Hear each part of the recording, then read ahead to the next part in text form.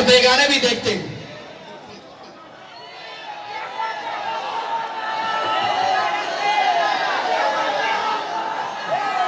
حضرات اب چھوٹی سی گزارش ہے،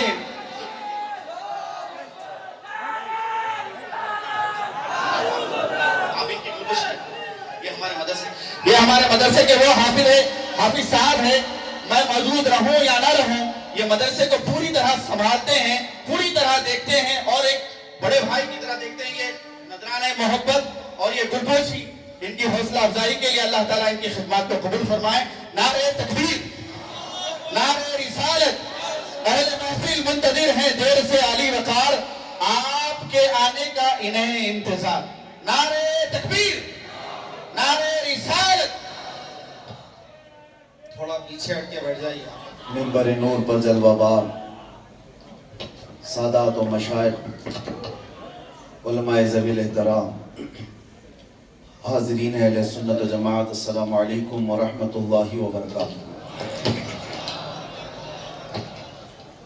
الحمدللہ الحمدللہ الحنان المنان الذي خلق الانسان وعلمه البیان، والصلاة والسلام على رسوله سید الانس والجان وعلى آلہ واصحابہ ذوی الخیر والاحسان، اما بعد فاعوذ باللہ من الشیطان الرجیم، بسم اللہ الرحمن الرحیم۔ انما ولیکم اللہ ورسولہ والذین آمنوا الذین یقیمون الصلاة ویؤتون الزکاة وهم راکعون، صدق اللہ مولانا العظیم۔ بارگاہ رسالت معاب صلی اللہ تعالیٰ علیہ وسلم میں ایک بار درود پاک کا ہدیہ پیش کریں۔ اللہم صلی علی سیدنا محمد معدن الجود والکرم وآلہ واصحابہ الکرام وابنہ الکریم وبارک وسلم صلاة دائمة سرمدا ابدا۔ ہم ابھی اس جگہ پر کھڑے ہیں جہاں کے متعلق صوفیہ کاملین نے فرمایا کہ علماء کی محفل میں جاؤ تو زبان سنبھال کر کے رکھو، اولیاء کے دربار میں جاؤ تو دل سنبھال کر کے رکھو۔ جس دربار میں اب ہم آئے ہیں یہاں زبان بھی سنبھالنا ہے اور دل بھی سنبھالنا ہے۔ علم والوں کی بھی بہتات ہے اور اولیاء کاملین کی پاکیزہ نسب سے بھی ایک خطہ آباد ہے،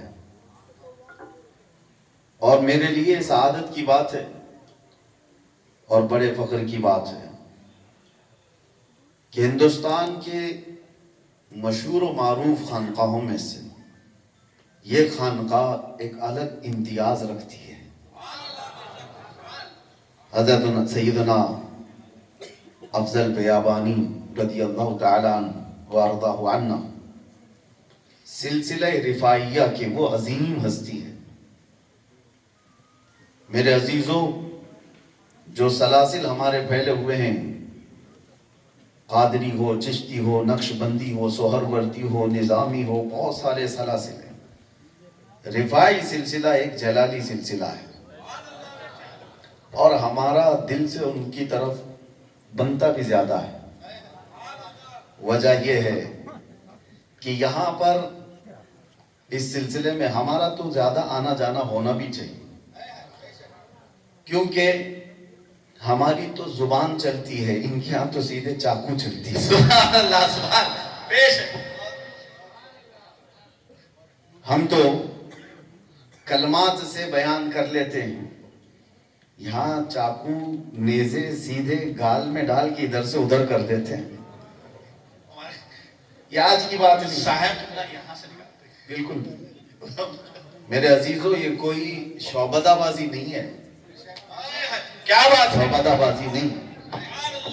میں اس منبر سے کھڑے ہو کر آج بھی یہ چیلنج کر سکتا ہوں، ہمارے اس ملک میں بہت سے چھوٹے دجال آئے ہوئے ہیں، ہماری باتیں پہنچتی ہیں، ارے چٹی نکال کر کے بابا بتائے ڈھکوسلا تو کیا چیز لے کر کے آیا تھا، یہ تو روز کے بچوں کے کھیل ہیں، کون سی چٹی کس کے بارے میں، تو سارے کر رہے ہیں۔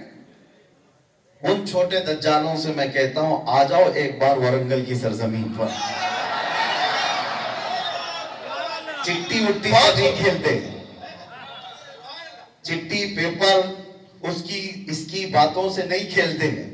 آؤ یہاں صحابہ سجادہ آج بھی بیٹھے ہیں, کہانیاں نہیں ہیں. باپ دادا وہ کرتے تھے, باپ دادا یہ کرتے تھے, کہانیاں نہیں ہیں. آؤ ہاتھ میں تم بھی ایک سلاخ لے لو, یہ بھی لے لیتے ہیں. بہت خوب, بہت خوب. اور خود سے نہیں, تم ان کو ڈالو, یہ تمہیں ڈالیں. سہ سکو تو پھر ہم بھی دیکھ لیں. کیا بات ہے, کیا بات ہے. میرے عزیزوں, یہ وہ آستانے ہیں جہاں آج بھی ہدایت کے نور پھیلتے ہیں. دیکھنے والوں کی نگاہوں کی قصور ہے. اکثر ہوتا کیا ہے میں آپ کو بتاؤں, انسان کے جسم کے اندر اتنی اللہ کی نشانیاں ہیں جسے وہ خود نہیں سمجھ پا رہا ہے. قرآن میں اللہ نے فرمایا وَفِي أَنفُسِكُمْ أَفَلَا تُبْصِرُونَ, تمہاری ذات میں میری نشانیاں ہیں. اللہ فرماتا ہے, میں کس لیے کہہ رہا ہوں, توجہ. ورنگل کی سرزمین میں رہ رہے آپ, قاضی پیٹ, یہ وہ مقدس جگہ جہاں پر بڑے بڑے اولیاء آپ کے ارد گرد آرام کر رہے ہیں. ہوتا کیا ہے, ہمارے اندر کی نشانیاں ہمیں نظر کیوں نہیں آ رہی؟ یہ جو ہم دو ٹانگوں پر کھڑے ہیں نا, یہ اللہ کی نشانی ہے. لیکن ہوتا یہ ہے کہ روز جس چیز کو ہم دیکھتے ہیں تو اسے وہ تعجب نہیں لگتا ہے. تمہارا یہ چلنا پھرنا دو ٹانگوں سے اتنے پورے جسم کو لے کر, یہ اپنے آپ میں ایک بہت بڑی تعجب کی بات ہے. لیکن تمہیں وہ لگتا نہیں کیونکہ روز دیکھ رہے ہو, روزانہ دیکھ رہے ہو. آپ کو یہ پتا نہیں ہے, آپ کی یہ پلکوں کا جھپکنا اٹھنا, کبھی کبھی اس کی طرف توجہ کیا؟ سائنس نے اس پر سالوں تحقیق کی ہے. اگر یہ بند ہو جائے تو اس کو بلڈوزر سے کھینچ کر کے بھی صحیح نہیں کر سکتے. ہے اتنی پتلی سی یہ پلکیں تمہاری, اور اگر نہ بند ہو تو کھینچ کے بھی نہیں بند کر سکتے. لیکن بغیر کسی سپرنگ کے یہ روزانہ پتہ نہیں کتنی مرتبہ جھپکتی ہے, اٹھتی ہے. اس کے اندر کون سی طاقت ہے؟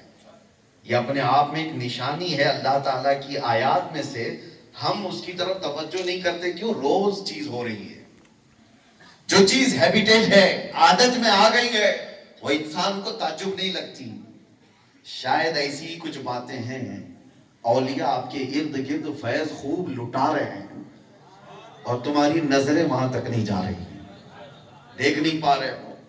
اسی لیے کسی نے سچ کہا ہے, نہ پوچھ ان خرقہ پوشوں کو, ارادت ہو تو دیکھ ان کو, ید بیضا لیے بیٹھے ہیں اپنی آستینوں میں.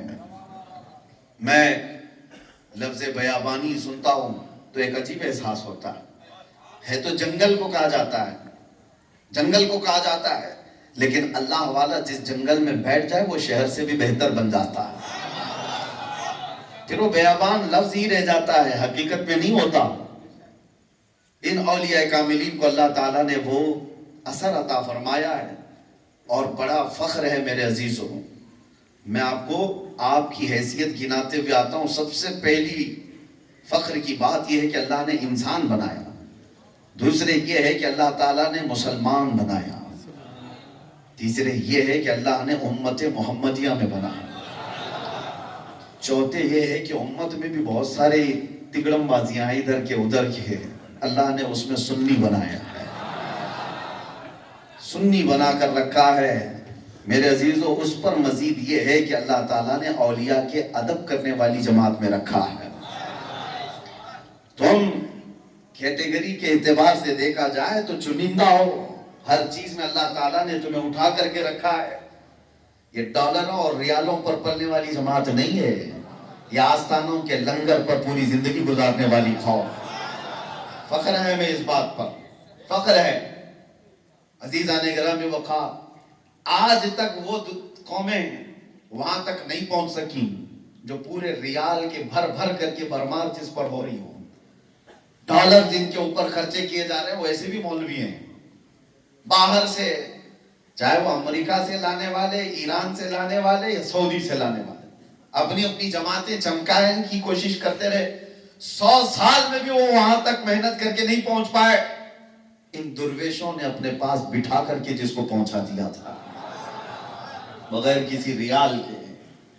یہ حقیقی بات میں کہہ رہا ہوں, چاہے دنیا آج بھی پوری طاقت لگا دے, अपना पूरा पैसा खर्चा कर दे।